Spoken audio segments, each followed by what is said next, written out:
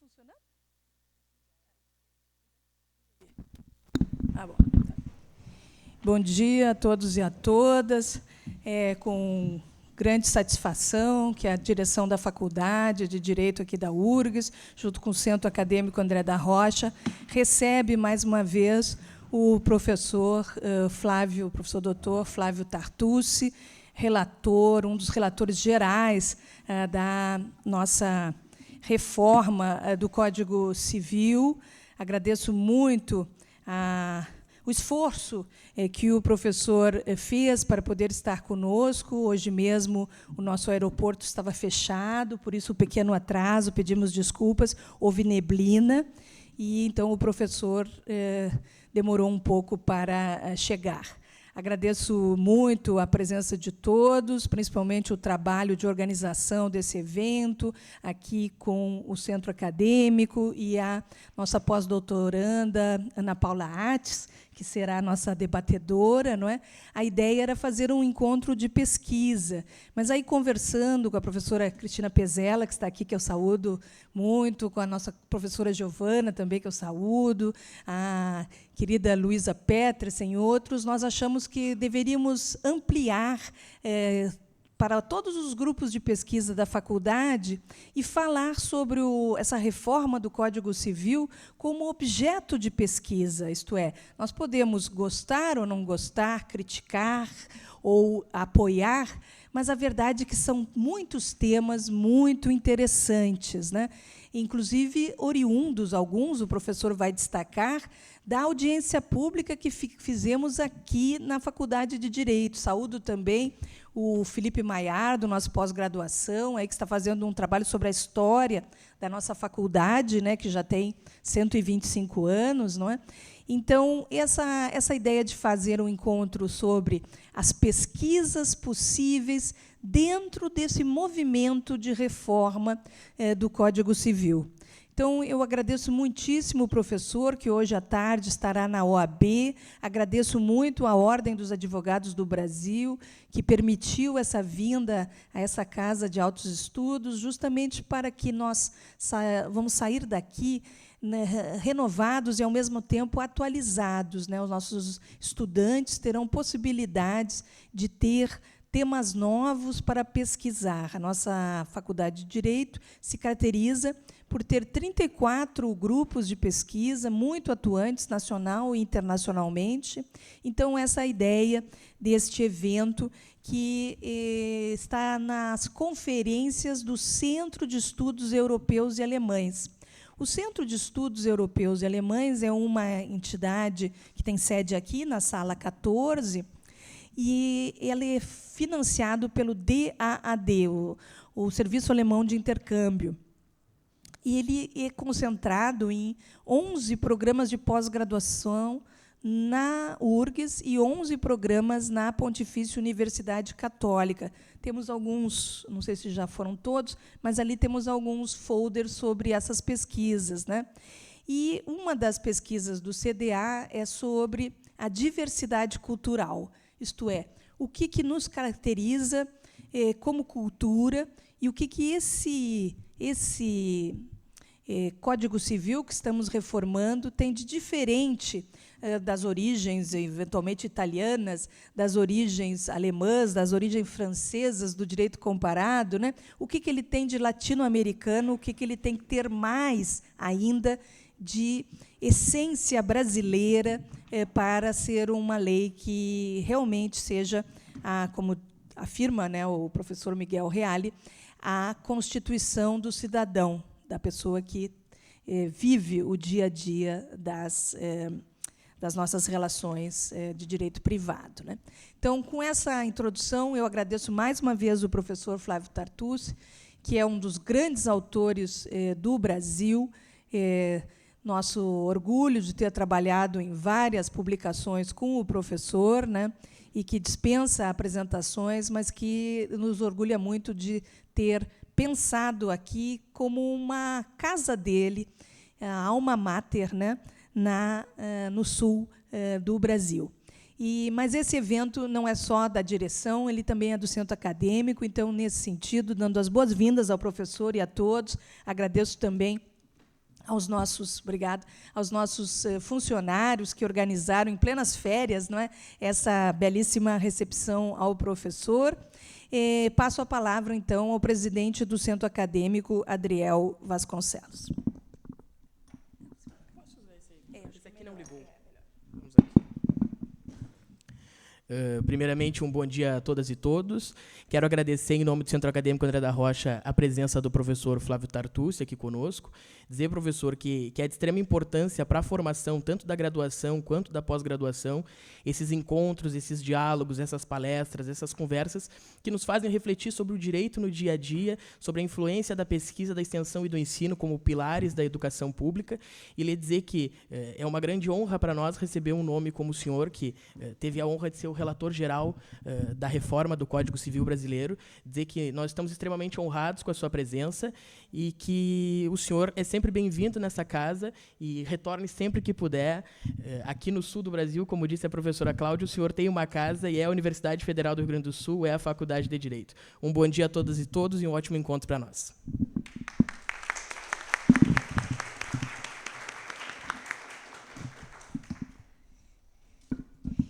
Bem, então, passamos à parte acadêmica desse encontro, passando a palavra ao professor Dr. Flávio Tartucci, para que ele possa nos iluminar, não é, sobre o tema da reforma. Como vemos muitos alunos da graduação e da pós, talvez pudesse também explicar um pouco o caminho que chegou até a reforma, e depois os temas de pesquisa que ele visualiza ali, que seria interessante as nossas atividades nesse setor. Por favor, professor. Obrigado, professora Cláudia. Fico muito feliz de voltar nessa casa. Lembrando que aqui nós fizemos uma das audiências, aliás, acabou sendo incorporada a audiência aqui do Rio Grande do Sul, né, do sul do país, na reforma do Código Civil. E eu lembro que, inclusive, uma das propostas que nós debatemos aqui foi incorporada no artigo 18 do projeto, a respeito da possibilidade da pessoa conhecer as origens ancestrais, biológicas, étnicas, culturais. Foi uma proposta que surgiu, inclusive, naquele nosso debate, que está disponível para todos no YouTube.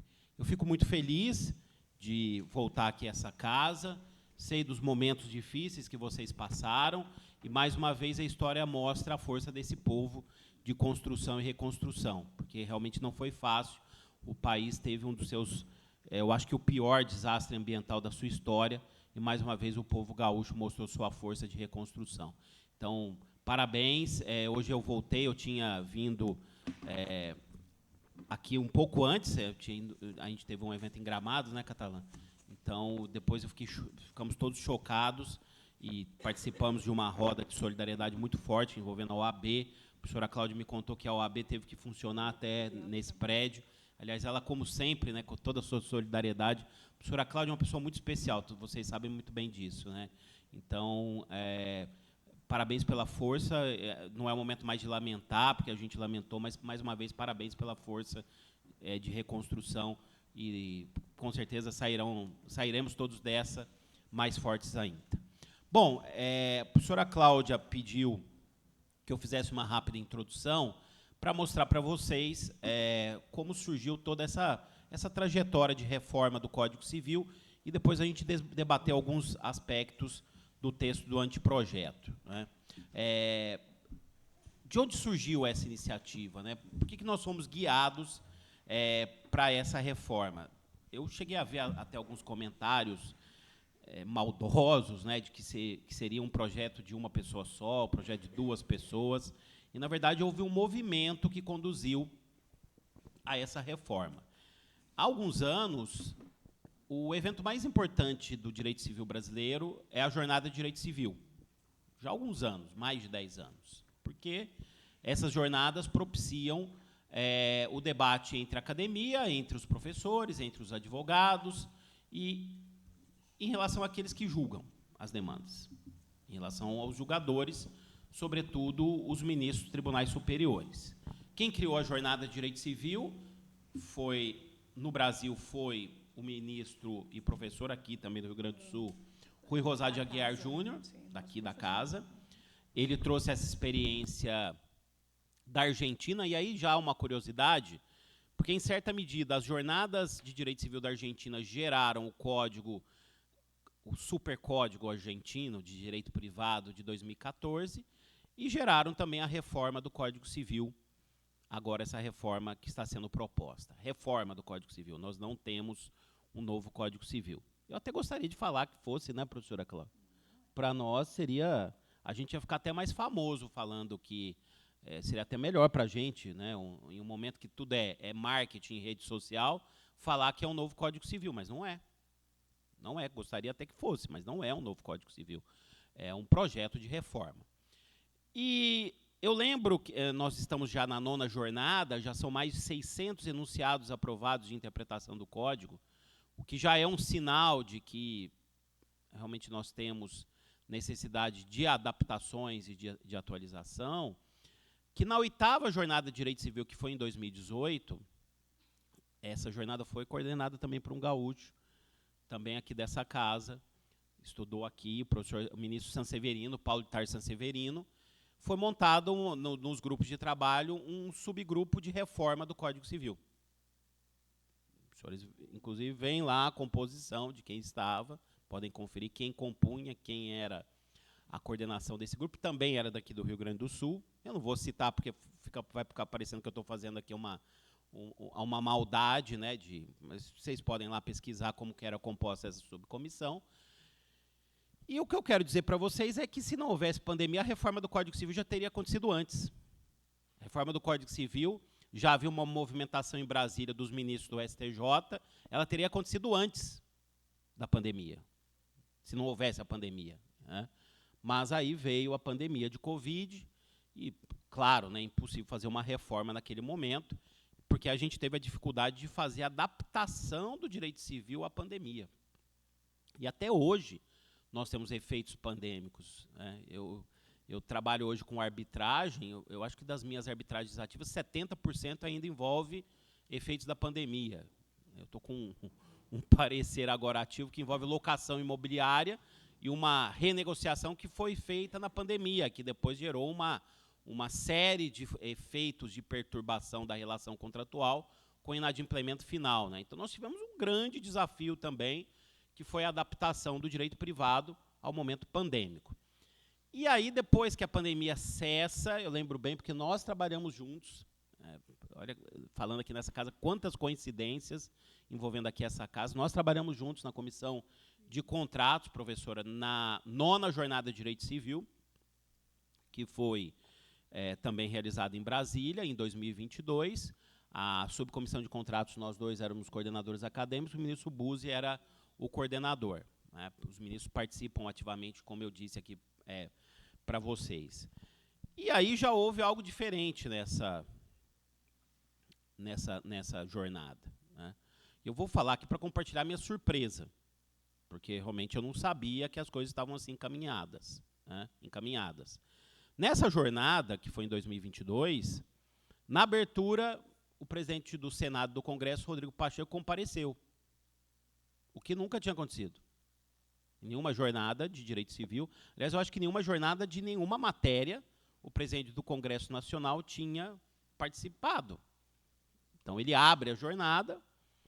E eu lembro, professora, que aí eu recebo no meu WhatsApp uma convocação do ministro Salomão, para a gente ir lá para a sala final. Eu acho que a professora também estava, e aí a gente tinha lá uma roda, e o ministro Salomão disse, olha, nós aqui, falaram para o presidente do Congresso, nós aqui estamos entendendo, nós que julgamos direito privado, que é o momento de se fazer uma reforma do Código Civil, especialmente para incluir um capítulo sobre direito digital. E nessa jornada, se os senhores perceberem a estrutura, houve uma comissão de trabalho sobre direito digital e novas tecnologias. Então, de onde surgiu a ideia de reforma? Das jornadas de direito civil. Qual é a metodologia que vocês utilizaram? Das jornadas de direito civil, porque a sistemática foi exatamente a mesma. Nós adotamos a mesma linha metodológica das jornadas de direito civil. Propostas gerais, subgrupos de trabalho, ofícios enviados para várias entidades, propostas recebidas, trabalho nos subgrupos, envio para a relatoria geral, consensos e emenda de consenso, como tem que ser na democracia, e aquilo que não há consenso, voto democrático. E aí, vamos fazer uma rápida comparação com as duas nossas anteriores codificações. Não estamos falando de uma terceira codificação. No processo civil, nós já tivemos 3 codificações. Né? Nós estamos falando de uma reforma que é ampla, sem dúvida alguma.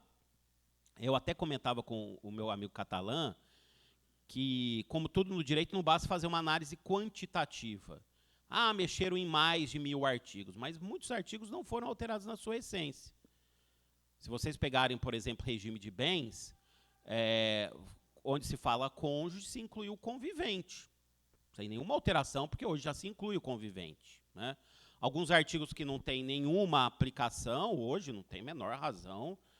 As senhoras me desculpem, uma crítica que eu vou fazer mais à frente, são artigos até aviltantes em relação às mulheres, né? Na parte, por exemplo, de reconhecimento de filho, 1600, do 1598 até o 1604. Tudo revogado. 1599 até 1604. Tem um artigo aqui que fala assim, não basta o adultério da mulher, mesmo confessado, para elidir a presunção de paternidade. Vocês entenderam? Eu vou repetir. Não basta o adultério da mulher, mesmo que confessado, para elidir a presunção de paternidade. Como é que pode um código, em pleno século XXI, falar em adultério e só da mulher e elidir presunção de paternidade? Esse artigo não é aplicado no Brasil, nunca foi aplicado desde que o código entrou em vigor. Ele é totalmente distonante dos tempos atuais. Né? Bom, mas voltando, eu vou chegar até lá no conteúdo. Então, foi ali que começou, foi ali que se começou a pensar na nona jornada do direito civil, a fazer a reforma. Ali se começou a pensar num grupo de se fazer a reforma. E quem idealizou, quem foi o principal líder desse movimento, foi o ministro Luiz Felipe Salomão, corregedor-geral de Justiça até semana passada, e agora vice-presidente do STJ, junto com o ministro Herman Benjamin, também aqui com fortes ligações com essa casa. E, muito em breve, presidente também do STJ. Foi ele que articulou, ele é o líder, é ele que organizou tudo, é ele que tem a liderança política para fazer a reforma. Né? Então, foi a partir dele, e não só dele, mas do grupo que ele lidera, o convencimento em relação às pessoas que nós votamos no Congresso Nacional para se fazer a reforma do Código Civil. Quanto ao Congresso, as notícias que nós temos é que também há um movimento de lideranças do Congresso Nacional, senadores e deputados, que querem a reforma. E o texto só não foi proposto ainda porque existe uma disputa interna muito profunda no Senado Federal entre 5 senadores para quem vai assumir a relatoria. Né? Porque os senhores sabem muito bem, essa é a lei mais importante do país. É a lei, do ponto de vista de bloco, mais importante do país. Ela trabalha as nossas vidas desde antes do nosso nascimento e depois que nós morremos. E é uma norma que precisa ser atualizada. O Código Civil ele está em vigor há 20 anos, mas o texto original é da década de 70. Tem mais de 50 anos. Se os senhores pegarem formação do contrato, por exemplo, formação do contrato entre ausentes, nós temos teorias francesas do século XIX, agnição-recepção e agnição-expedição. Qual é a segurança jurídica que se tem para se dizer quando é que um contrato eletrônico é formado, um contrato entre máquinas é formado, um contrato digital inteligente é formado? Nenhuma. Qual é a segurança que existe hoje em relação, por exemplo, a patrimônio digital, herança digital, pontuação que nós vamos adquirindo em vida? Não há norma, o STJ hoje entende, o que gera uma perda econômica imensa, que se você morre, os pontos morrem com você, porque dentro do sistema é a solução que se tem. Você adquire de forma personalíssima esses pontos, então são direitos personalíssimos. Eu concordo, aliás, com a decisão. Isso precisa ser alterado. Em matéria de costumes, é um código que, em direito de família, é totalmente ultrapassado, sem falar nesses artigos aqui relacionados à parte de filiação, numa realidade que primeiro nós tivemos o DNA, depois nós tivemos parentalidade socioafetiva, e depois nós tivemos multiparentalidade. Então é tudo desatualizado. Um código que foi preconceituoso em relação à união estável, que não trata nada sobre união homoafetiva, que não tem um dispositivo que se preocupa com a economia do afeto, com questão de gênero, que, aliás, nós tivemos essa preocupação no texto. E eu acho curioso, professora, e faço essa crítica, porque, assim, uma coisa é criticar, eu tenho várias críticas ao texto, até porque eu perdi várias coisas na votação. Várias. Eu mais ganhei do que perdi, mas eu perdi muito. E como nós, da área jurídica, né, psicologia explica, nós somos narcisistas, egocentristas e controladores, a gente nunca esquece do que a gente perdeu. Né? Aliás, eu falo, se você tiver na tua casa um filho que seja egocêntrico, narcisista e controlador, já está a carreira para ele escolhida, ele tem que fazer direito. Né? Porque, realmente, a gente nunca... Não é, professora? A gente... É impressionante, a gente não sabe perder, né? Então, assim, eu tenho críticas, estão saindo agora meus livros já, Código Civil Comentado, Responsabilidade Civil. Responsabilidade Civil eu tenho várias críticas. Várias críticas. Mas foi necessário fazer um consenso para a gente entregar o texto. Né? Vários consensos na parte de responsabilidade civil. É assim que as coisas funcionam na democracia. Tem gente que não está preparado para participar de um projeto assim. Acho que talvez até a maioria da nossa área não esteja preparado para participar de um projeto assim. Né?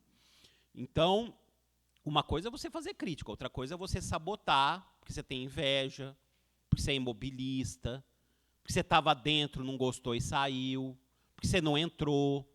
Né? O importante é que eu tenho um monte de foto printada de WhatsApp, que eu já fiz tudo ata notarial, que depois eu vou eventualmente publicar. Vou até escrever um livro. Viu? Não, mas quando eu estiver quase morrendo, professor, eu vou escrever um livro. A história sobre a reforma do Código Civil. Né? Por enquanto ainda não, porque eu ainda tenho algumas metas atingindo o direito, mas quando eu estiver totalmente satisfeito, eu vou publicar. Né? Até porque a era da fofoca vai vender pra caramba, vai vender mais do que livro técnico, né? Porque eu vou escrever ainda um livro sobre isso. Né? Então, e vou dizer uma coisa bem sincera, não adianta, não vai ter reforma. Vai ter reforma. Porque o poder instituído quer a reforma. O legislativo quer a reforma, o judiciário quer a reforma e o executivo quer a reforma. Haverá reforma. Várias instituições precisam da reforma. Os advogados querem a reforma, a OAB, Conselho Federal, apoia, várias OABs apoiam, inclusive a daqui. Inclusive a daqui faz eventos sucessivos tratando da reforma. Né? Os senadores querem. Imagina se você foi eleito. Você tem a chance de mexer na sua legislatura na mais importante, melhor, vamos falar também, lei do país. Não vou, porque eu li um texto de um professor tal que não é o momento. Então, houve todo um movimento, se instituiu uma comissão de juristas, a maior comissão de juristas da história do Congresso Nacional, com 43 membros, 43 pessoas do Brasil inteiro. Foram oficiadas 400 entidades, 200 responderam, realizadas 4 audiências públicas, inclusive uma aqui, de uma forma democrática, com uma participação maciça das mulheres, 36% da comissão, não havia uma paridade de gênero total, mas 36% da comissão era formada por mulheres. Uma mulher relatora geral, e aí vamos fazer a rápida comparação. O Código 16 foi feito por um homem só, contratado. Quantas audiências públicas foram feitas na ocasião? Nenhuma. Quantas entidades foram oficiadas? Nenhuma. Código de 2002 foi feito por 8 homens. Quantas audiências públicas os senhores têm notícia? Porque eu vi lá, eu pesquisei, foram realizadas audiências, mas onde? Cadê as atas dessas audiências? Eu não achei. Né? Qual foi a participação para se fazer essa elaboração do Código de 2002? Nenhuma. 8 homens fechados, encastelados, sem ouvir ninguém, fizeram, então, um projeto de reforma do Código que está em vigor até hoje. Né? E é curioso também, né, Catalã, gente que criticava, agora, para essas pessoas que criticavam, não, agora o Código ficou perfeito. Só porque começou um movimento de reforma, com as quais não concordam, ficou perfeito. Né? Vocês me desculpem, viu, professora Cláudia? A senhora sabe que eu tenho esse perfil mesmo, né? Eu não tenho toda essa educação que os meus colegas de comissão têm, né? O pessoal fala que eu sou mais instagramável, né? Então, comigo é sinceridade total, papo reto, objetivo e sincero, né? Então, os meus colegas seguram um pouco, eu não. Eu queria até um pouco mais, mas ainda não é o momento, então eu me seguro um pouco. Bom, a comissão ela foi constituída pelo presidente do Senado, Rodrigo Pacheco. Eu fiz indicações, não formei a comissão, tá? Fiz indicações, me pediram uma lista, eu fiz uma lista, aliás, com paridade de gênero. Eu acho que 60% da lista que eu tinha indicado acabou sendo adotada. O ministro Salomão também fez as suas indicações, é claro, e essas indicações também envolviam indicações do Poder Judiciário, e o Rodrigo Pacheco, o presidente Rodrigo Pacheco, também fez as indicações. E depois, no decorrer dos trabalhos, algumas pessoas se juntaram. Eu vou dar um exemplo para vocês. Quando a gente fez a primeira audiência pública, entre as juristas que foram convocadas, foi convocada a professora, aliás, nossa colega de doutorado, a Ana Cláudia Scalchetti, que é professora do Mackenzie, conselheira da OAB, e já tinha um estudo anterior sobre reprodução assistida. Então, ela chega com a audiência pública com um projeto pronto. Projeto pronto. E aí o ministro Salomão falando, a gente precisa contratar essa moça, porque ela já tem tudo pronto, e incorporado, 1629A a 1629U. E ela acabou sendo... nada vence o trabalho, pessoal. Nada vence o trabalho. Né? Então, ela chegou com o projeto pronto, entrou como conselheira e participou bastante. Aliás, ela teve um papel importante de fazer até uma mediação em direito de família entre a Maria Berenice e a Rosa Eric, no momento havia um conflito muito grande, fez um grande papel, chegou já com o trabalho incorporado no decorrer dos trabalhos. A defensora pública Fernanda Fernandes também foi incorporada na última, contribuiu muito, muito. Inclusive, fez uma proposta lá, que a gente acabou não... Eu fiquei do lado de vocês, né? Aquela história da extinção da obrigação alimentar, da possibilidade de pleitear alimentos pós-divórcio, até em caso de cônjuge em situação de hipervulnerabilidade, com dependência econômica, pessoa idosa. Então, atuou muito, de forma muito efetiva também. Perdemos, faz parte, né? Outro que eu posso citar, o professor lá da Federal do Paraná, Vicente Ataíde Júnior, esteve presente também desde a primeira audiência, que é um grande defensor da causa animal. E eu gosto de citar ele porque ele também saiu muito insatisfeito. Escreveu até um texto no Migalhas, que ele diz, olha, demos alguns passos, não é do jeito que eu queria, mas os passos que foram dados foram passos importantes. O texto dele é, situação jurídica dos animais, nem pessoas, nem coisas. Porque a gente não trata nem como pessoa, nem coisa, ficou no meio do caminho. Mas vamos lá, gente. Então, foi montada a comissão, outros foram incorporados com o passar dos tempos, e a metodologia foi exatamente a mesma metodologia das jornadas de direito civil. Inicialmente eram 8 comissões temáticas, depois foram desmembradas 9 comissões temáticas. Então, parte geral, obrigações, responsabilidade civil, contratos, coisas, família, sucessões, empresa e direito digital, que é o último livro, está solto aqui para o Congresso colocar onde bem entender. É o livro de Direito Civil Digital, que foi pedido, encomendado. Queremos um livro, o Congresso quer um livro sobre direito civil digital. É assim que as coisas funcionam. Você é contratado para fazer um trabalho de colaboração, e aí vocês têm diretrizes que são adotadas. Então, foram os 9 livros, cada livro com um sub-relator. Trabalharam por 5 meses, muito intensamente. Nós acompanhamos muito. No meu caso, a comissão que eu mais acompanhei, que é a minha preferida, porque para mim foi o melhor livro, era a comissão que eu estaria se não fosse relator geral, foi Contratos. Então, eu participei de todas as reuniões deles, ajudei a construir alguns textos. E, para mim, é o livro que ficou melhor, na minha opinião. Eu acho que foi o livro que ficou melhor, a parte de contratos, né? Então, cada grupo trabalhou muito intensamente, aí mandaram para nós, para que eu e a professora Rosa, a gente fizesse as alterações e fosse proposto um texto final, que foi feito em dezembro do ano passado, né? Quando a gente apresentou o texto final, eu não vou falar todas as comissões, porque eu fiquei como primeiro relator em alguns livros que são os temas que eu tenho mais trabalhado. Então, como que eu vou dizer? Circulação de dinheiro são os temas que eu tenho mais trabalhado. Então, contratos, coisas, digital e sucessões, que foi o tema do meu pós-doutorado. Eu fiquei com esses livros para fazer a primeira revisão, né? Eu queria fugir de direito de família de todo jeito, né? Eu fiquei muito feliz quando a professora Rosa, eu quero direito de família. Que ótimo, professora. Que ótimo que a senhora quer direito de família, porque eu estou fora. A professora Rosa ficou com parte geral, obrigações, empresa, responsabilidade civil e família, né? Os senhores podem perceber que ela ficou com 5 livros, mas lembrando, né, contratos é um mundo que não acaba. E direito das coisas é um universo que não acaba. Olha, eu vou dizer, o livro de coisas é imenso. Vocês devem se lembrar que passa por posse, propriedade, condomínio, propriedade fiduciária, aí no meio tem avulsão, aluvião, alvo abandonado, direito de vizinhança, direitos reais sobre coisa alheia, direitos reais de garantia.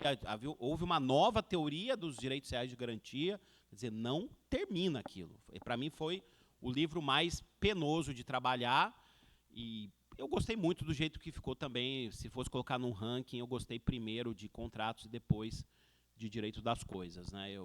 E depois direito digital.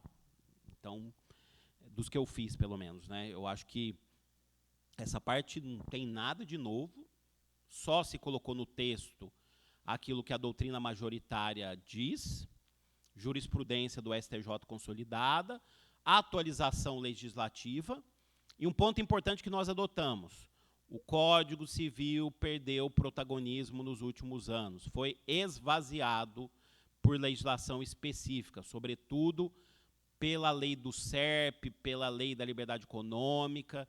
Na lei do SERP, tudo concentrado na lei de registros públicos. E a gente entende que é fundamental trazer o protagonismo metodológico do Código Civil novamente, né? Isso é fundamental. E em matéria de direito digital também. Trazer os temas de LGPD, de inteligência artificial, de formação dos contratos digitais, de norma que é ilegal e inconstitucional e que foi feita na pandemia por emergência, e notariado, que é o último tópico aqui do Código. Aquilo não pode ser tratado por norma do CNJ. Foi feito assim porque senão o mundo ia acabar na pandemia. E as pessoas precisavam fazer os negócios. Mas a gente precisa colocar isso no Código Civil urgentemente. Urgentemente. Assinaturas digitais. Quais são as 3 modalidades de assinaturas digitais? Vocês sabem? Sabe, Catalã? De cor, qualificada, simples e avançada. Porque isso está onde? Está em lei especial. Só que isso tem que estar no Código Civil. Sabe por que vocês não sabem? Porque não está no Código Civil. Porque o Código Civil tem um papel centralizador, inclusive de conhecimento científico. Todo mundo estuda o Código Civil. Nós não estudamos legislação específica, assim, só alguma parte. O que cai em concurso público? O que cai em prova para entrar em universidade? O que cai em prova para entrar em escritório? Código Civil. Então, o Código Civil precisa ter a sua centralidade. Então, a gente resgata essa centralidade metodológica do Código de 2002. Mas, voltando, eu parei em dezembro de 2023. Quando a gente apresentou o texto, em relação a vocês, não, porque eu procurei preservar muita coisa do que vocês fizeram, mas, assim, esse foi um momento que a gente era odiado fora e odiado dentro, né? E antes a gente teve uma onda de fake news muito forte, que eu fui vítima, eu fui personificado de novo, né? Segundo o próprio advogado do jornal, porque eu sou instagramável mesmo, né? Meu filho, o Enzo, fala, eu sei, essa piada já contei várias vezes, que é porque eu pareço o Eric Jacan, né? Então, as pessoas, aquele chefe. E o pior é que eu fico postando coisa. Eu postei essa semana, logo ele vai me processar, eu acho, né? porque eu fico falando que ele é meu irmão, né? E ele é da França, né? Eu não sei se ele vai levar essa piada. Eu já tirei foto com ele, etc. Essa semana eu fui num curso de, como chama ela? Cordon Bleu. A gente teve um evento lá e tinha foto dele, eu postei e coloquei fazendo o curso para ficar igual meu irmão, né? E olha como são as coisas, professor. A gente posta conteúdo, né? Leia o artigo tal, 20 curtidas. Ninguém lê. Aí você posta, eu e meu irmão Jacan, 5.000 curtidas. O mundo está muito louco, né? O mundo está muito louco. Mas tudo bem, o que a gente pode fazer? Né? A gente se adapta dentro do possível. Bom, mas nesse momento a gente foi muito odiado, né? Então eram críticas dentro, críticas fora. E aí a gente teve um momento de fazer consensos, que foi muito complicado também, né? Eu acho que nesse momento de consenso, o que a gente tinha de problema? Eu vou passar por todos eles. Parte geral, não. Obrigações, tinha uma divergência do Simão com a professora Rosa, que a professora Rosa queria ampliar com culpa, sem culpa, para fato imputável, fato não imputável.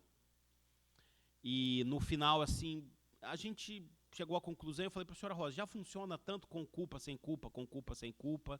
Eu acho que é desnecessário ampliar para fato imputável, fato não imputável, porque isso não está pacífico no Brasil ainda. Aí ficou a tradição, com culpa ou sem culpa. Contratos também, a divergência que a gente tinha era uma divergência da comissão de contratos com a comissão de empresa, né?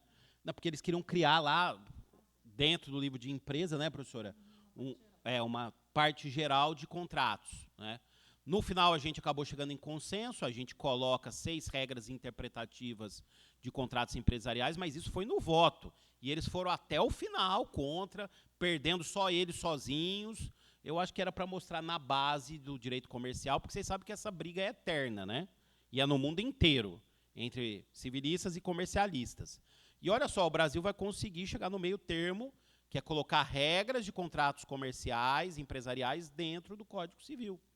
Isso é algo revolucionário, a primeira vez que isso também ocorre. Uma maior autonomia para contratos paritários e simétricos na linha da liberdade econômica. Isso é muito importante, gente. E agora eu vou falar, ó, Flávio Tartucci, advogado de dia a dia. Não é Flávio Tartucci, professor, palestrante, autor de livro. Tá? Vou falar assim, o que eu vejo naquilo que eu atuo. Eu atuo hoje, tenho uma advocacia contenciosa restrita, trabalho com parecer, trabalho com arbitragem. E trabalho sobre, acho que a professora Cláudia e o professor Bruno também. O que a gente vê? Em disputas empresariais entre grandes, o código é excessivamente intervencionista. A gente precisa destravar um pouco esse código para resolver problemas e permitir maior liberdade em contratos paritários e simétricos. Não estou falando de contrato de consumo, contrato de adesão, estou falando de grandes contratos paritários e simétricos. A gente precisa destravar esses negócios, né? Não dá para a gente ter um intervencionismo, e até eles nos acusaram, o pessoal de empresarial, que a gente estava trazendo o direito do consumidor para o contrato civil, muito longe disso. A gente colocou, se vocês pegarem, por exemplo, que precisa olhar o código inteiro, mas se vocês pegarem lá na parte de responsabilidade civil, o artigo 946B, 946A, eu vou ler para vocês. Em contratos paritários e simétricos, é lícita a estipulação que previamente exclua ou limita o valor da indenização por danos extrapatrimoniais, desde que não viole direitos indisponíveis, normas de ordem pública, boa-fé ou exima de indenização danos causados por dolo. Isso aqui é a doutrina clássica, já construída e contemporânea, sob cláusula de não indenizar. Isso é necessário.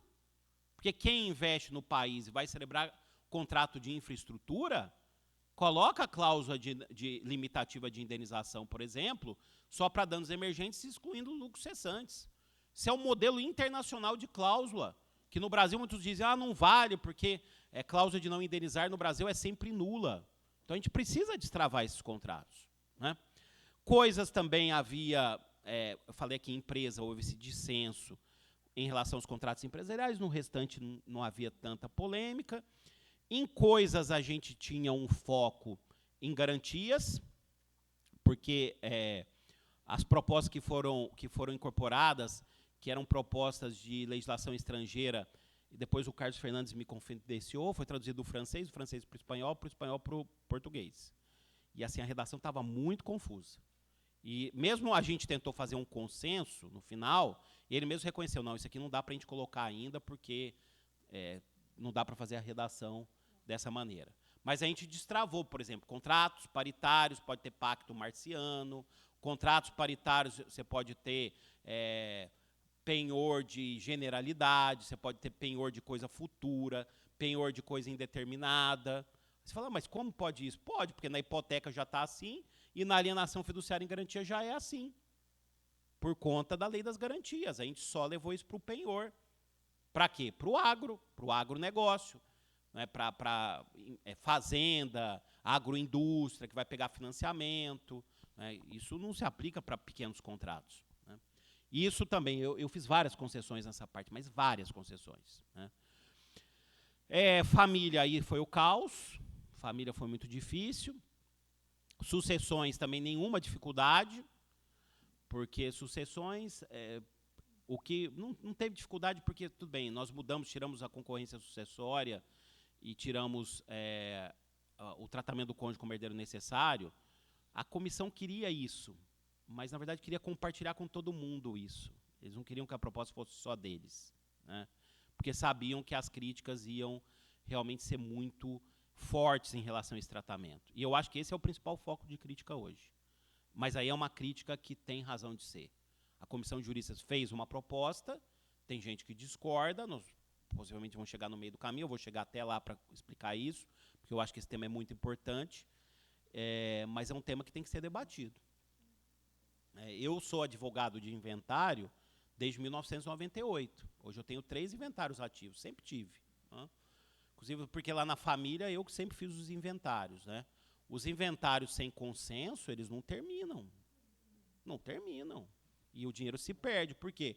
Porque o cônjuge sobrevivente concorre com os filhos ou com os pais. Então, não tem funcionalidade nenhuma. O sistema não deu certo. Muito longe de dar certo. Tornou a sucessão no Brasil uma tragédia. Tragédia. E eu vi gente falando, não, mas é que o Código adotou o protocolo de gênero para proteger a viúva. Primeiro que isso não é verdade. O Código adotou a premissa de casamento indissolúvel. Casamento, nem união estável. Por isso que o cônjuge foi tão valorizado no direito das sucessões. Né? Não tem nada de protocolo de gênero. O projeto, imagina só, essa ideia veio do Código italiano, de 42, do Mussolini, e o Código português do Salazar, onde tinha protocolo de gênero.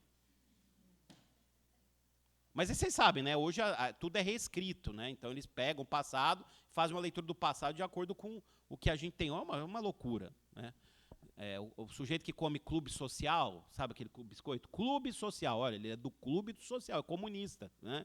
Você anda com aquilo, clube social, está escrito, é mensagem subliminar. Né? Está andando com o clube social é porque é comunista. É difícil, está difícil.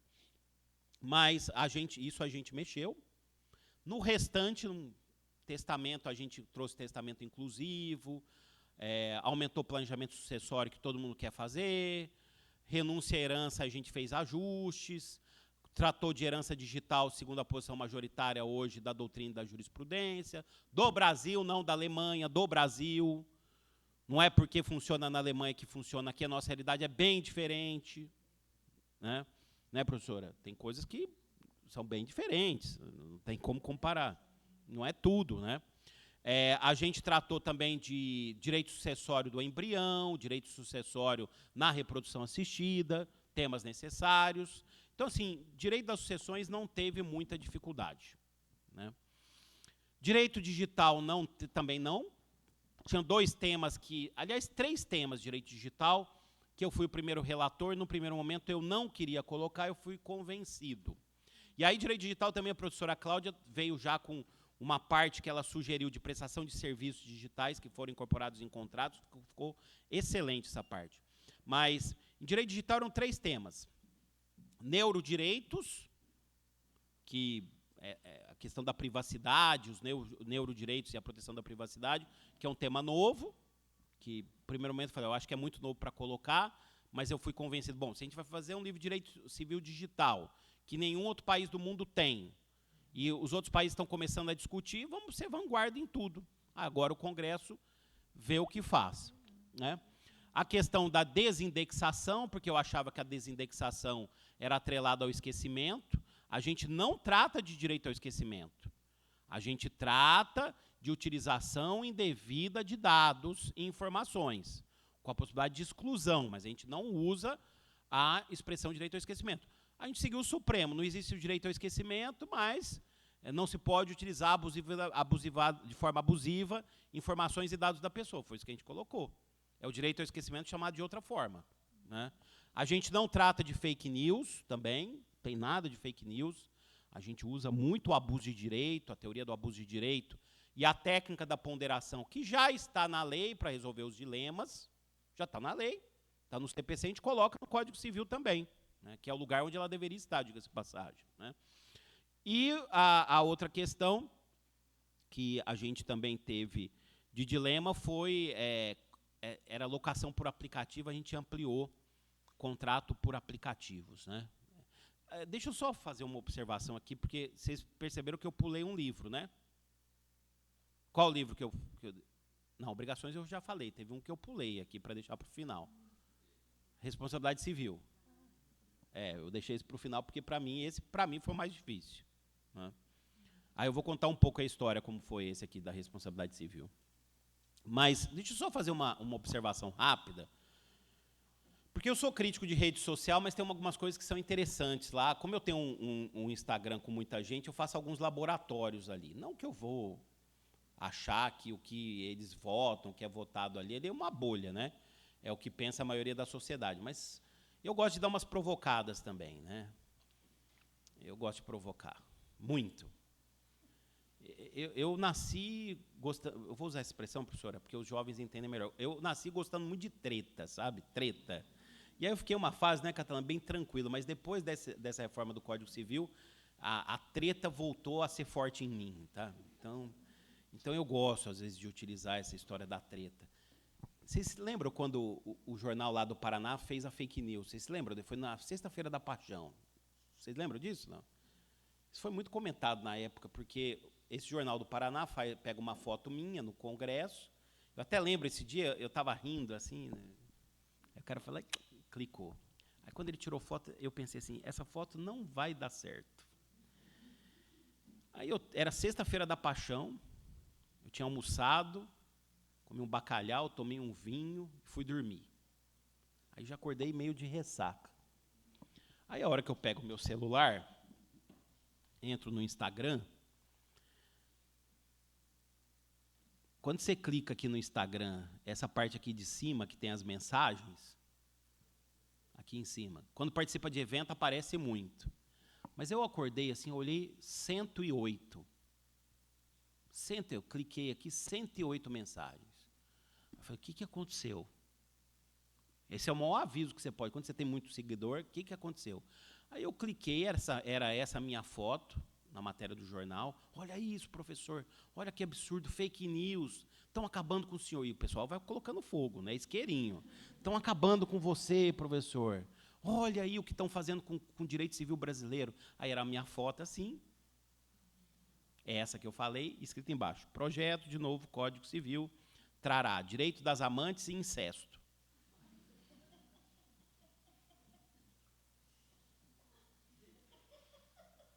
Você imagina a minha esposa. Eu já acordei mal-humorado de ressaca. O que foi? Olha aqui, isso aqui. Aí ela virou para mim, mas tem direito das amantes?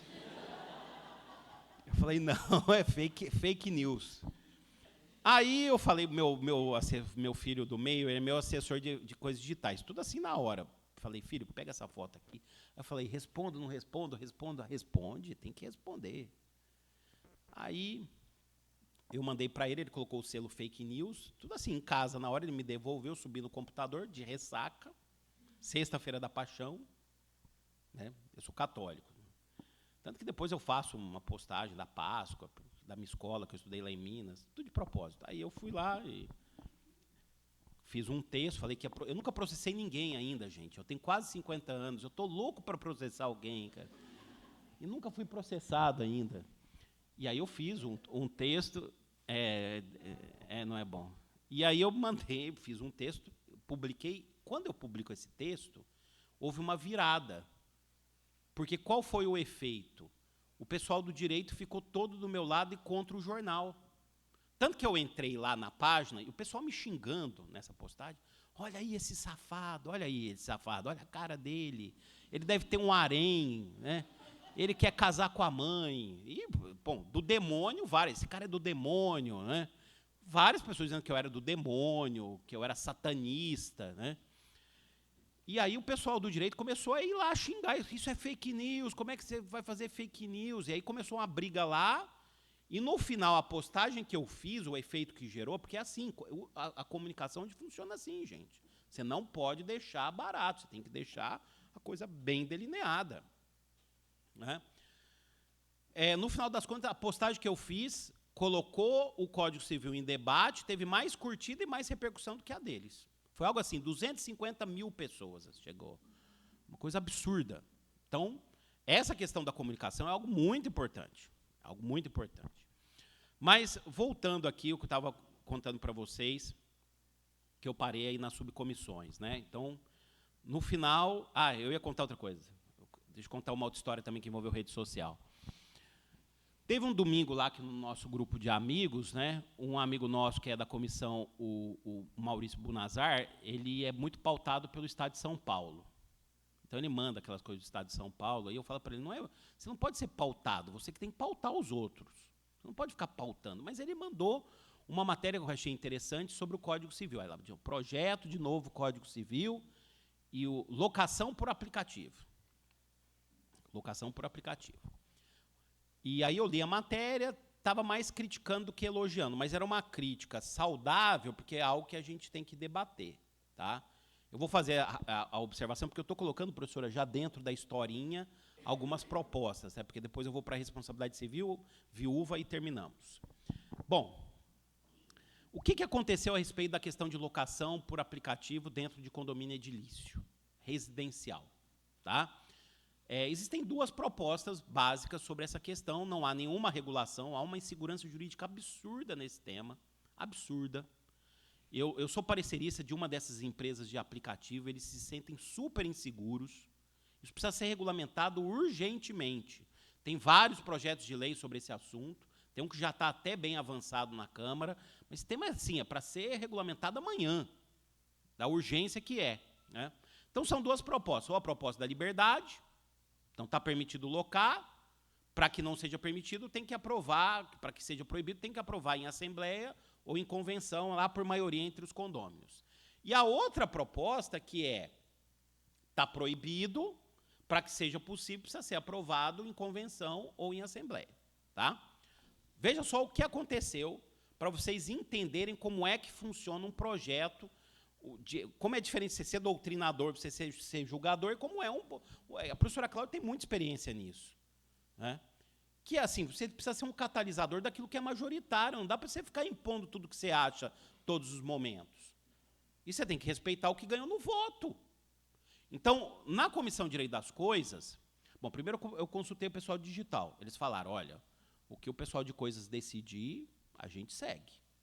A gente não tem regra própria sobre isso. A gente só quer definir o que é locação por aplicativo. Depois virou contrato por aplicativo. A gente não vai intervir nessa questão de propriedade. Falei, beleza. O desembargador Marco Aurélio queria a regra, o desembargador Marco Aurélio Bezerra de Mello queria a regra da liberdade. Está permitido locar, a não ser que tenha previsão em sentido contrário na convenção e em assembleia. Só que ele perdeu na comissão dele. Os outros 3 votos 3-1, perdeu. Isso vem para mim como relator geral. Eu não vou mudar. Perdeu já, até porque eu concordo com a tese que ganhou. As duas teses são boas. Eu concordo com ela, porque a maioria dos imóveis residenciais não tem vocação para locação de curtíssima temporada. O Salomão, quando vota isso no STJ, ele mostra a estatística disso. Se pegar aqui, talvez aqui tenha, né, para curtíssima temporada aqui na região, tem vocação?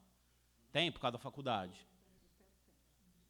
Mas se pegar dos estudantes, mas é para curtíssima, por aplicativo, para ficar 3 dias?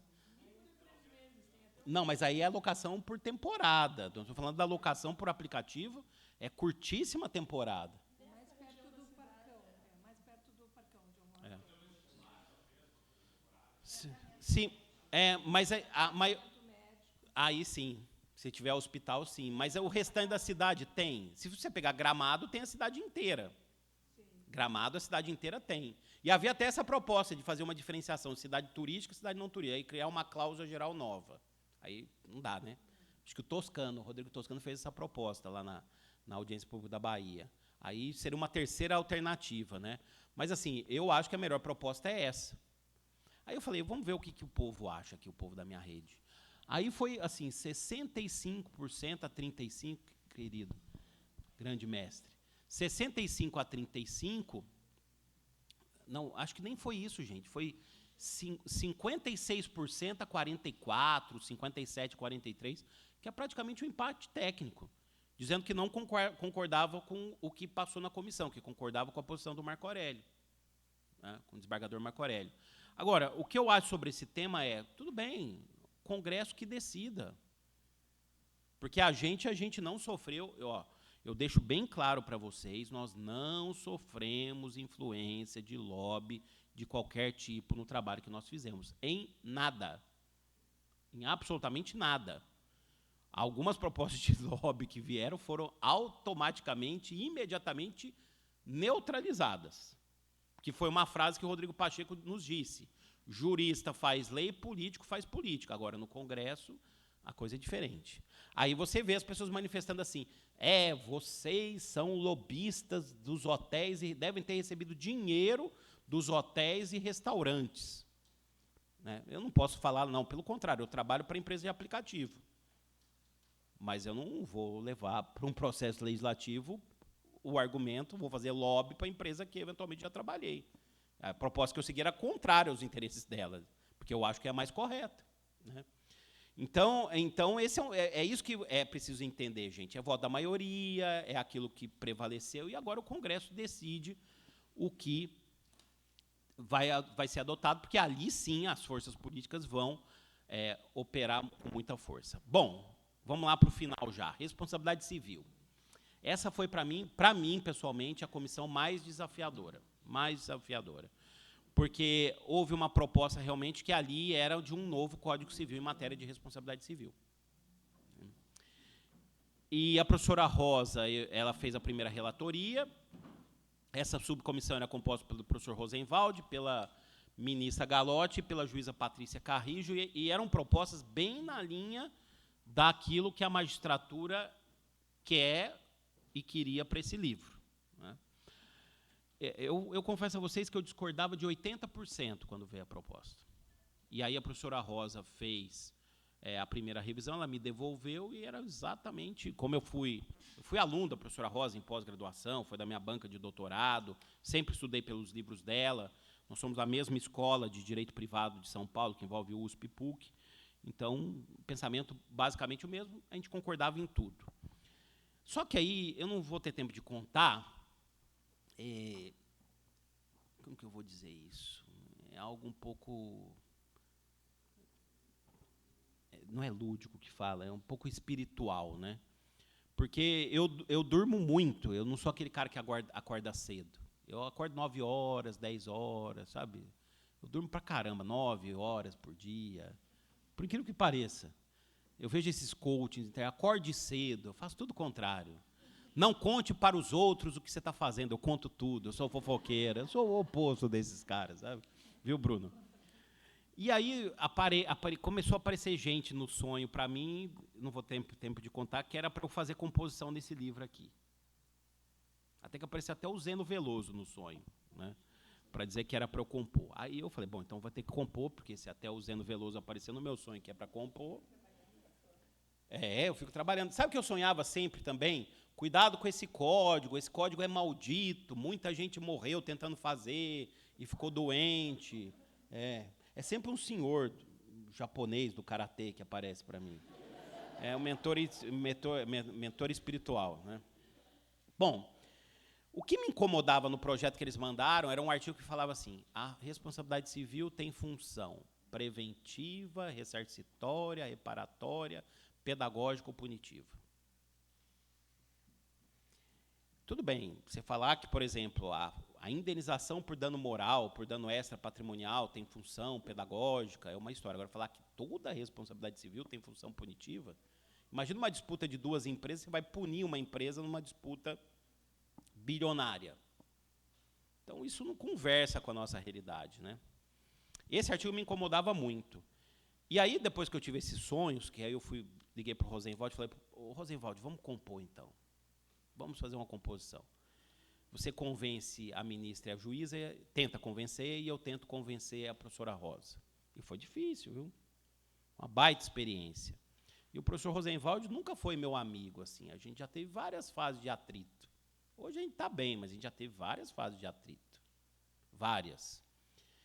E aí eu pedi, vamos tirar. Ele, olha, vai ser difícil tirar esse. Aí eu falei aquela frase, se tirar esse, eu faço 3 concessões.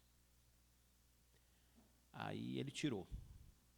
E aí a hora que ele pediu...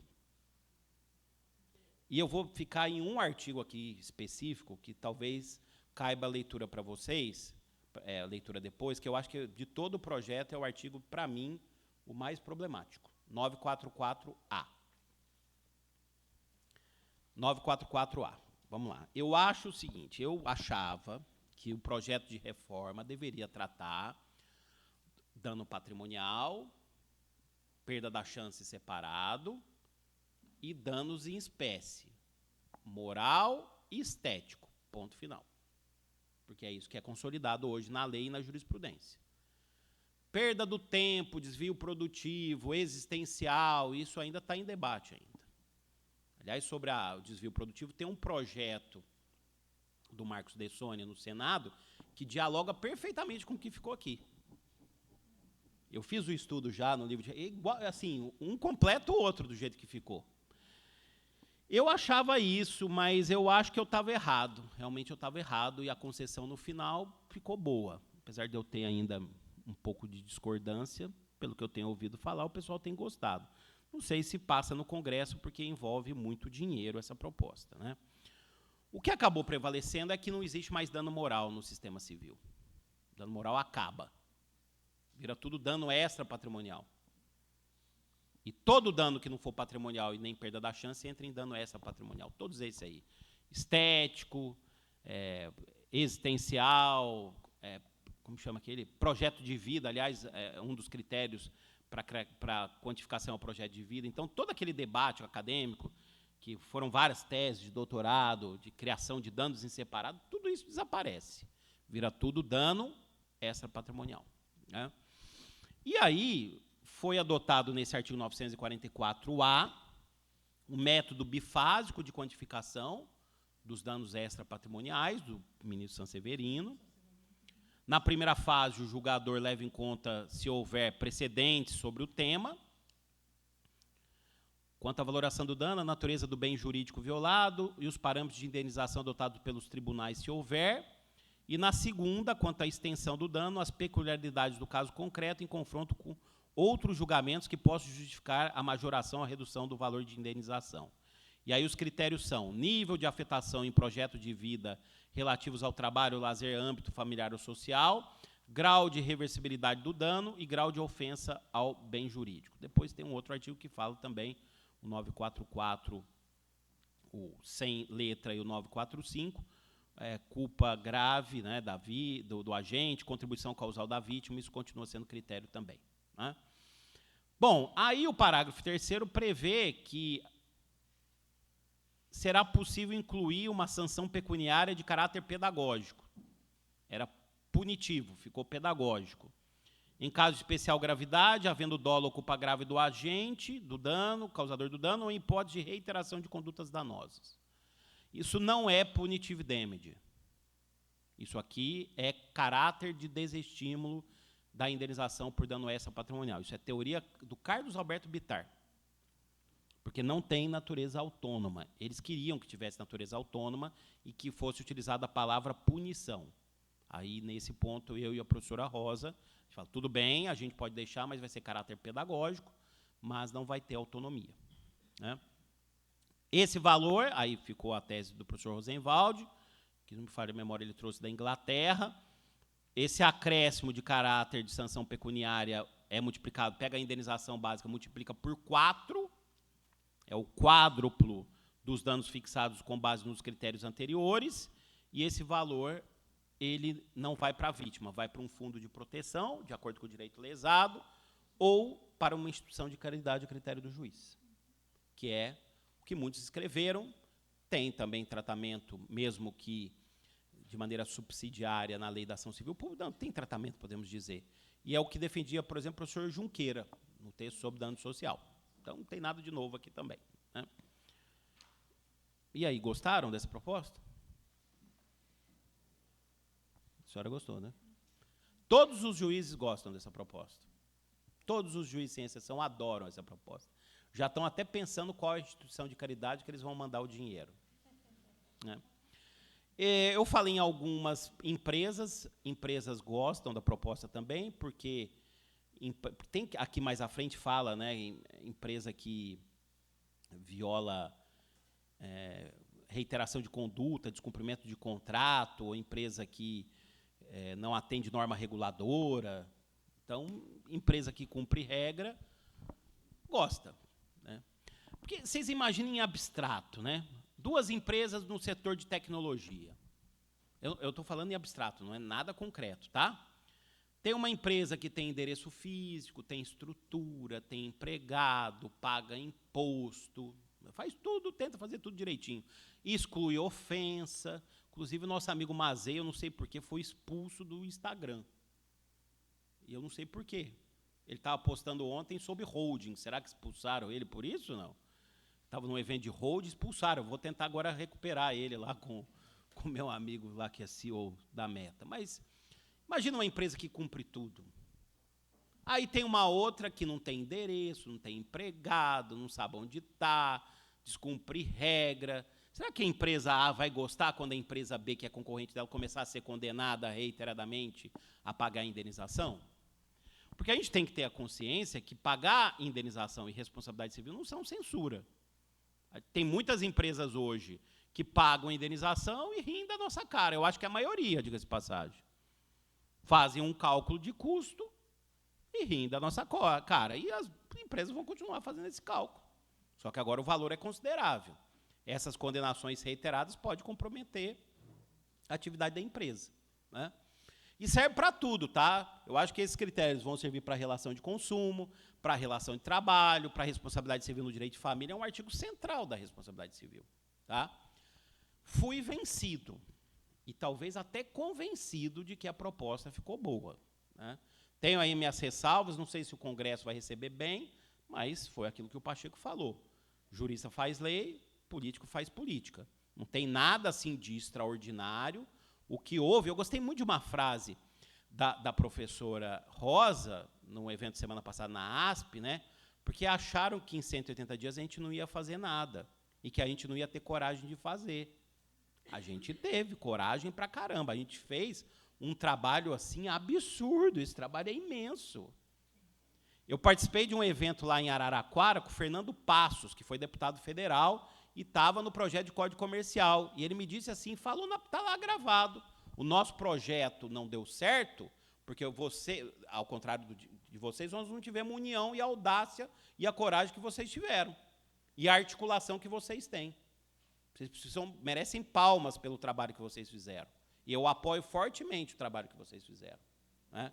Então, a gente só não mexeu em um tema. Só em um tema. Eu vou terminar com ele, professora, porque já passou o tempo, e deixo a viúva para outro assunto, outro dia. Se alguém quiser fazer uma pergunta da viúva, a gente responde. Que foi o tema da guarda de filhos. Foi o único tema. Guarda. Aí já tem um problema, porque a gente não sabia nem que expressão utilizar. Qual expressão utilizar? Se é guarda, se é convivência, se é visita, se é custódia, que mais? Se é responsabilidade, se é autoridade, se é poder. Tinha lá 1583. Tinha 20 emendas. Porque a gente podia emendar o que a gente quisesse, né? Os temas de consenso que eu estou falando aqui, ninguém emendou. Ninguém falou em sentido contrário. Locação por aplicativo, ninguém falou em sentido contrário. Sucessão, ninguém falou em sentido contrário. Responsabilidade civil, ninguém falou em sentido contrário. Tinha prazo para apresentar a emenda. Se ninguém emendou, é porque concordou. Agora, esse tema, 1583, 20 emendas. 1584, 20 emendas. A Comissão de Família mandou... Olha, e é um tema... Eu não vou falar como jurista, não. Vou falar como pai de 3. E de 3 gerações diferentes. Eu sou pai de 3, 27, 14 e 6. Totalmente diferentes. Tá? Mandaram proposta de guarda fracionada. Criança ficar 6 meses com o pai e 6 meses com a mãe. Né? Aí eu tirei, falei, professor Rosa, isso aqui só se passar em cima do meu cadáver, como pai. Você pode tirar, eu não aceito. Se a senhora não tirar, eu vou destacar, a gente vai voltar. Não, ela falou, concordo, não tem que ter essa regra. Então, eles mandaram um texto, a gente mandou um texto diferente, e o texto diferente que a gente mandou foi emendado também. E aí a gente começou a receber ofício de coletivo. Não foi porque só os coletivos se manifestaram que a gente deixou de propor, não foi por isso. A gente recebeu 20 e tantos ofícios e notas técnicas de coletivos de mulheres, eu acho que 2 de coletivos de homens. Aí você lia as notas técnicas, tudo em contradição. Um elogiava um, criticava o outro elogiava o outro, criticava um. Os próprios juristas não sabiam, não tinha consenso para nada. Porque o Congresso precisa decidir primeiro o que fazer com a lei da alienação parental, para depois a gente discutir reformar o Código Civil. Eu tenho uma opinião pessoal sobre essa lei. Eu sempre fui advogado de direito de família, sempre. Advoguei antes, até hoje eu não faço mais processo de família. Por quê? Por causa dessa lei. Porque o ambiente ficou péssimo. Hoje é assim, quem imputa alienação parental primeiro, ganha o processo. É a lei do duelo. Quem imputa primeiro, ganha. Tirou a arma, ganha. Porque os laudos são fabricados. Essa lei é péssima, péssima. Não acho que tem que ser revogada, não. Mas ela precisa ser substancialmente alterada. É uma lei que tornou o ambiente das disputas... Já era ruim. O ambiente das disputas familiares hoje ele ficou lamentável. Extremamente lamentável. E é um modelo que só tem no Brasil. Então, primeiro tem que mexer nisso para depois, eventualmente, debater esse tema no âmbito do Código Civil, naqueles artigos que tratam do assunto. E nós não tínhamos condições. Numa comissão de juristas, e ainda lembra, professora, foi na quinta-feira, porque foi o tal do esforço concentrado. A professora Cláudia pode aqui... Eu acho que esses dias foram os dias, assim, da minha vida inteira, os dias mais desgastantes da minha vida inteira. Foi uma semana, são 40 horas de debate, de segunda a sexta-feira, das 9 às 18 horas. O pessoal já, na quarta, todo mundo cansado. Eu até segurei um pouco, mas eu acho que na quinta eu já estava morto já. E a hora que eu me preparei, hein, gente? Eu me preparei pessoalmente para esses dias. Porque era muito parecido com Jornada de Direito Civil, mas foi uma semana inteira de Jornada de Direito Civil. Jornada de Direito Civil é 1 dia e meio, foram 5. Eu fiz terapia, voltei para o karatê, estou falando sério, para me preparar para isso aí. Aí chegou na quinta-feira, vamos agora debater guarda de filhos. E eu já tinha conversado com todos, não tem condição. Aí a hora que eu olhei o pessoal de direito de empresa, o pessoal de empresa assim, não, guarda de filhos não. Então foi proposto que a gente não ia debater, porque a gente não tinha condição. Mas no restante, a gente tratou de tudo. A gente entregou o trabalho. Foi nos dado uma missão, 180 dias para entregar o trabalho, entregamos um trabalho que não é perfeito. Claro que não é. Não existe nenhum trabalho humano que seja perfeito. Está longe de ser perfeito. Mas ele traduz o pensamento majoritário dos civilistas hoje. Atualiza a lei, coloca a lei no século XXI, resolve vários problemas, traz segurança jurídica, destrava a vida das pessoas, traz maior liberdade. E o nosso trabalho já foi encerrado, cumprimos a missão. Até hoje foi a maior missão pessoal e profissional que eu tive na minha vida. Não acho que tenha sido a última, mas até hoje foi. Não temos apego, mentira, temos sim, alguns temas, como diz a Laura Porto, alguns temas. Temos sim, mas não é tanto. E agora cabe ao Congresso Nacional decidir o que vai fazer. Se vai manter o texto do jeito que está, o que a gente propôs, se vai adotar 60%, 50%, 30%. Porque talvez houve um susto, porque acharam que a gente ia fazer uma coisinha, mexer num artigo, um artiguinho só, o outro. Não, a gente aproveitou o trabalho. Gente, uma comissão de 43 pessoas, vocês acham que a gente ia entregar algo menor do que um trabalho de 300 páginas? Claro que não. E com devido respeito, para encerrar. Participaram alguns dos maiores juristas desse país. Alguns dos autores mais lidos desse país. Os mais citados, os mais lidos, os livros que mais vendem. Faltaram alguns. Claro, eu queria que tivessem outras pessoas, mas a gente não pode ter tudo que a gente quer. E, de qualquer forma, o trabalho não acabou. Ainda vai ter que trabalhar no Senado, vai ter outra comissão do Senado, outra comissão na Câmara. Sem dúvida alguma, uma lei como essa. 6 ministros do STJ, 5 da Ativa. Nunca houve uma comissão assim. E participaram, foram lá, debateram conosco, perderam também, perderam vários temas. Desembargadores, 6 desembargadores, 5 juízes de carreira, 2 promotores, que foram promotores, defensora pública, um professor de português. Eu vejo gente, professora, criticando o português. O texto foi revisto pelo Jorge Miguel, um professor de 85 anos, um decano do ensino de português lá em São Paulo. Português está ruim. Está ruim o seu. Precisa fazer um curso de português, é online. O cara reviu todo, o Jorge Miguel, procura aí sobre ele. Né? Então, meus caros, nossa missão foi cumprida, foi um grande trabalho, foi uma grande honra ter podido colaborar com o país, melhorar a vida das pessoas, porque nós, civilistas, e eu acho que todos aqui são, nós existimos na face da Terra há mais de 2000 anos. Antes de vários istas que tem por aí que desaparecem como pó, inclusive os oportunistas. Né? E nós temos uma missão que sempre existiu, que é resolver a vida das pessoas e melhorar a vida das pessoas. Nossa missão foi cumprida, nós entregamos o trabalho e agora cabe ao Congresso Nacional fazer com ele aquilo que a democracia entende que é mais justo e mais correto. Muito obrigado, professora, foi uma honra.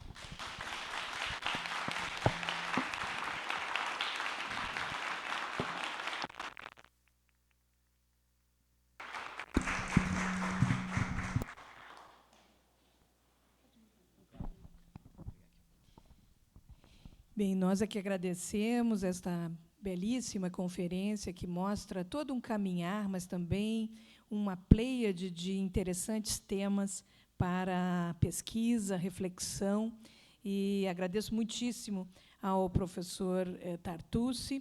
Ele trouxe um exemplar assinado para entrega na nossa biblioteca, ali, que vai ser entregue a todos os senhores. Viu? Então, agradecemos muito essa honra e vai ficar à disposição de todos na nossa biblioteca.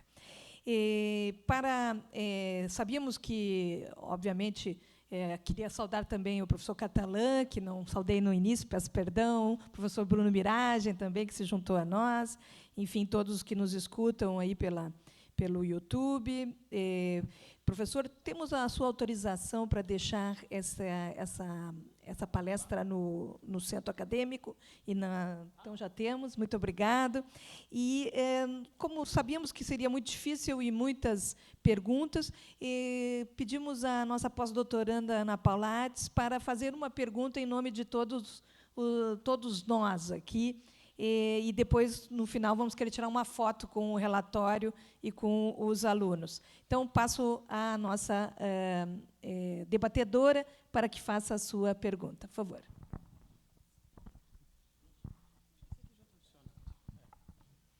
Então, bom dia a todos. É uma honra e um prazer, professor Flávio Tartucci, ouvirmos, então, após...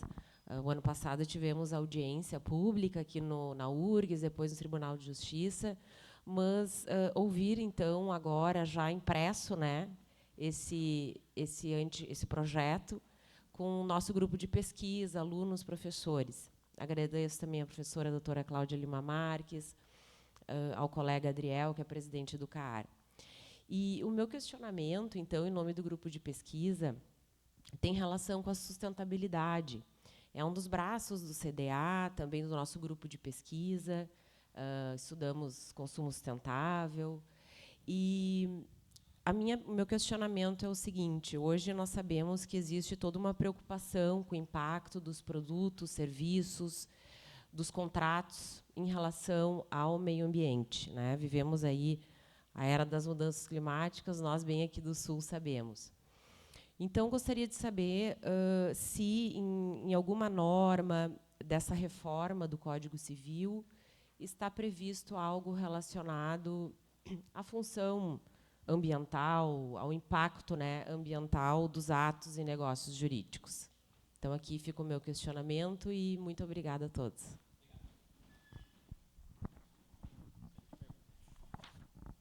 Excelente pergunta, professora, e agradeço a possibilidade de poder respondê-la. Eu vou citar 3 artigos em que essa preocupação se fez presente. Primeiro, o 1228, parágrafo 2º, conjugado com o parágrafo 3º. O parágrafo 2º do 1228. Aliás, eu vou falar do primeiro também, porque a função social, como está na Constituição alemã, obriga o seu titular.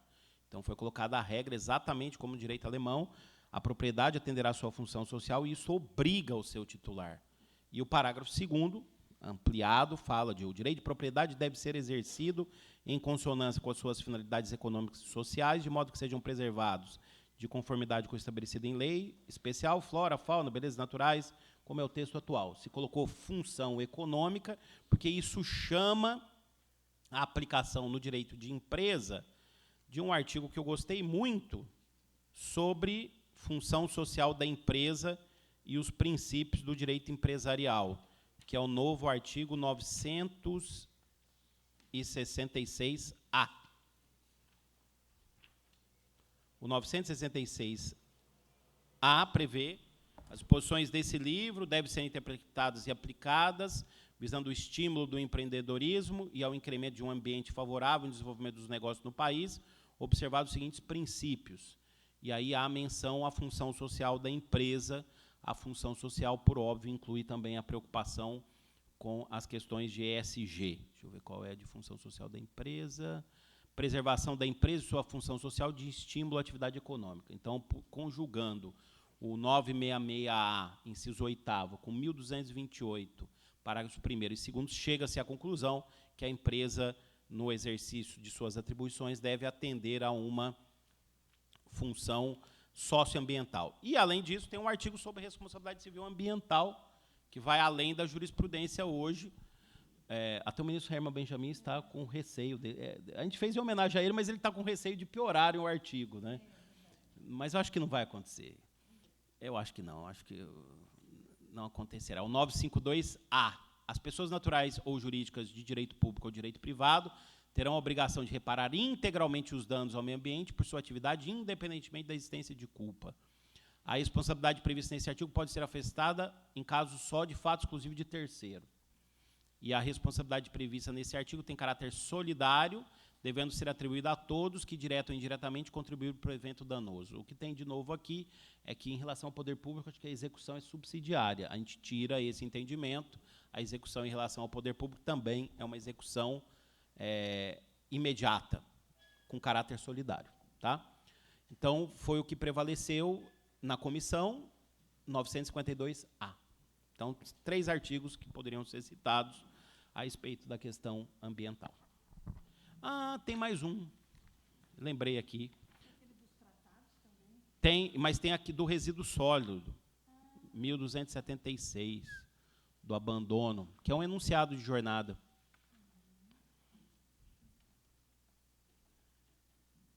1276 é aquele artigo do abandono da propriedade, renúncia à propriedade por abandono.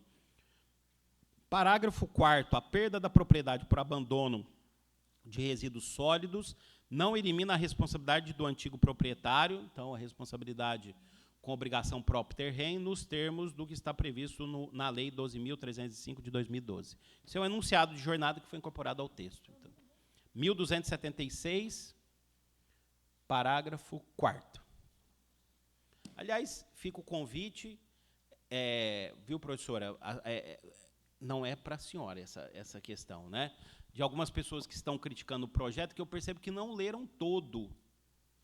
Né? Eu vi, por exemplo, uma crítica de que a gente estava, de novo, volta esse assunto, o Daniel Carney, que conhece bem o Poder de Brasília, falou que quando o projeto for proposto, vai voltar tudo de novo. Né? Que a gente está propiciando casar com o filho adotivo, o irmão adotivo casar. Né? Porque a gente tirou como impedimento matrimonial do 1521. Mas, na verdade, a gente fala, não podem casar os irmãos. E depois, quando a gente vai falar de vínculo, de parentesco, a gente fala vínculo decorrente de adoção, reprodução assistida e filiação socioafetiva. Pelo contrário, a gente colocou uma regra que irmão socioafetivo não pode casar. Né? Que hoje tem um vácuo sobre isso. Então, assim, é muito importante ler todo o projeto. Eu não recomendo estudar por tabela comparativa, porque tabela comparativa pode gerar uma interpretação que talvez tenha desaparecido a regra. Então, é importante ler todo o projeto. Né? Possivelmente, ano que vem, os livros já devem sair, todos os autores, inclusive nós que participamos, com notas e remissões em relação ao projeto. Eu quero aproveitar, professora, que o Bruno está aqui, grande jurista, que eu admiro muito, muito. Ontem mesmo te citava, Bruno, em um parecer, estava comentando o seu livro de seguro, mas era o seu livro de responsabilidade civil. Como um jurista tem que se comportar quando surge um projeto assim? Como eu disse, se faz crítica. Eu sempre fui assim, aliás. Né? Nunca tive um papel de protagonismo, mas sempre procurei colaborar. Faço críticas, algumas coisas realmente não devem ficar. Eu tenho coisas que eu acho que não deve ficar, que não deve ficar. Mas eu não vou fazer VAR lá no Senado, sabe o VAR? Eu perdi, aí eu vou fazer VAR lá no Senado. Eu não posso fazer isso. Né? Mas uma crítica que não é uma crítica de sabotagem e de destruição. Porque, infelizmente, tem gente que só quer destruir o que os outros fazem, que é imobilista e que não aceita o que os outros fazem. Então, é assim que o jurista se comporta, Bruno. Com colaboração, fazendo a crítica construtiva quando tem que ser, fazendo sugestões, como você fez, e várias foram incorporadas ao texto. Né? É assim que se colabora efetivamente com o país, e aí você tem todas as minhas homenagens pela sua conduta ética, colaborativa, com que nos ajudou nesse projeto. Obrigado, meu amigo.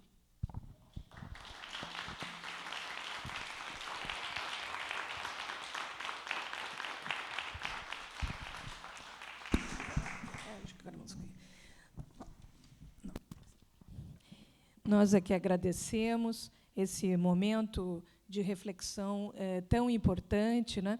Acho que, vejo que vários gostariam de falar, mas nós vamos ter que, como estamos teletransmitindo também, e o professor tem outros compromissos na sequência, né? Teremos que terminar. Mas queria dizer, professor Flávio Tartucci, que não foi só um prazer poder acompanhar esse projeto, mas foi, eu acho, como disse, uma grande contribuição ao direito brasileiro. O que ficará, e nesse ponto o próprio ministro Antônio Herman Benjamin, quando terminamos a atualização do Código de Defesa do Consumidor, né, eu estava bem animada, disse, vamos conseguir 100% do que sugerimos. E ele disse, olha, se a gente conseguir 70%, já está ótimo. E eu acho que é esse espírito. Né?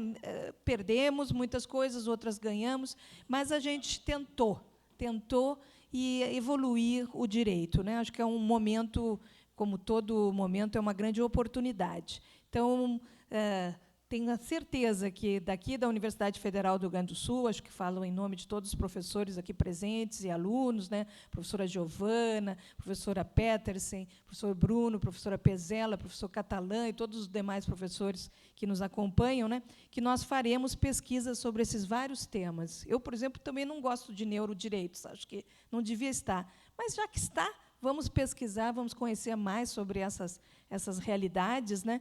E são o futuro. Talvez não estejam nesse projeto, mas em leis especiais do futuro. Né? Então, os temas foram todos levantados.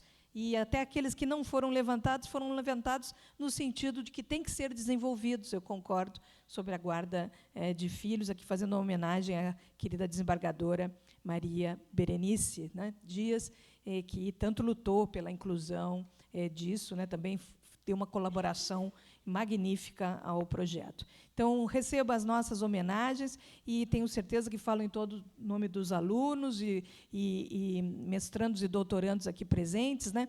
E, principalmente, muito obrigado por trazer esse relatório final para a nossa biblioteca. Então, vamos tirar agora uma foto e depois uma foto com todo o nosso público. Pode ser?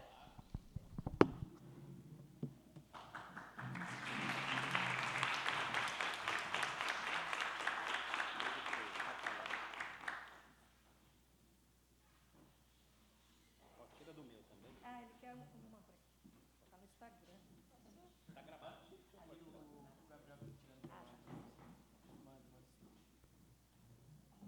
sei para onde olha agora. Olha no meu ali. Vamos lá.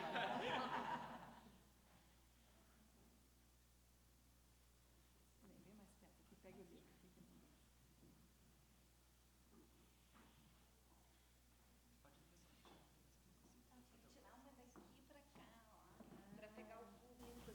Ah, sim, mas aí a gente vai fazer essa aí. Ó, agora nós vamos fazer uma foto assim, pessoal. Todo mundo de pé, por favor.